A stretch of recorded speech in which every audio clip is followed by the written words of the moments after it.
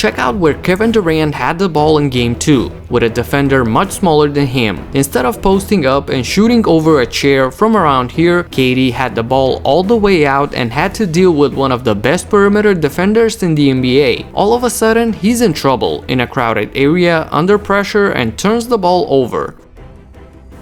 Same thing here, as once again, under pressure, he commits an offensive foul. So why would you have him dribbling the ball outside, even moving and asking for the ball so far from the basket like Durant does here, when he could just be posted up down here and shoot from close range over a much smaller defender? And while he had his own little excuse about his lack of aggression in Game 2, KD and the Warriors were determined to get him going with easy shots in Game 3. And I'll explain how. What up everybody, my name is Stefan and this is Heat Check. Let's get into it. Literally the first possession of the game, check out his movement to get to his favorite spot around the elbow area. The handoff with Bogut and the screen get Beverly off of him, and once he raises up, there is no way that this shot is getting blocked.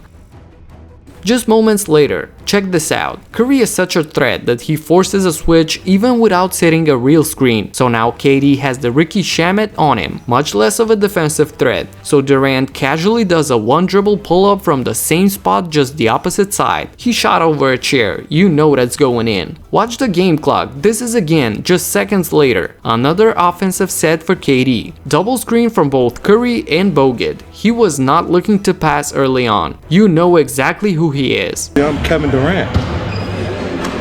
You know who I am. Y'all know who I am. If you saw my very last video where I talked about how Kawhi Leonard started the game off with 5 straight possessions from the same spot, you already know that these are the types of adjustments that teams do, starting the games off by having players take their favorite high percentage shots that they're most comfortable with. And here's another nice action. Keep your eyes on Durant as he initially sets the pick for Thompson, who's a decoy on this play, but immediately after, KD receives a screen himself and he gets an open, close range shot. And once the floodgates opened and a sniper like him found his rhythm and his groove, then all of a sudden you see him taking and making heat checks, and once again the Warriors go up by 30, but this time they don't take the foot off the gas pedal. So this is exactly what happens when you make Kevin Durant mad and force him to go all out on you. Now here's the thing, I like the response from KD, I like the aggression, and on top of that, although open, he was able to knock those shots down and started the game going 5 for 5 in the first quarter. That's great. However, you cannot deny the fact that this pesky defense got in his head a little bit, as once again he started off with 2 quick fouls in the first 2 minutes of the game. Also, he once again got hit with a technical, and although the NBA rescinded it, fortunately for him, Durant cannot be sucked into playing the Clippers game.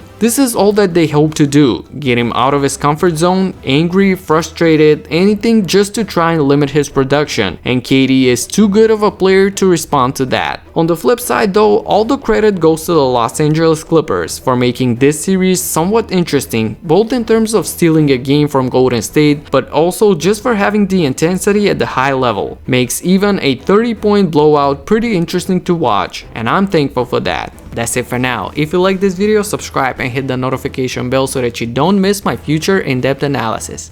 Talk to you in the next one. Peace out.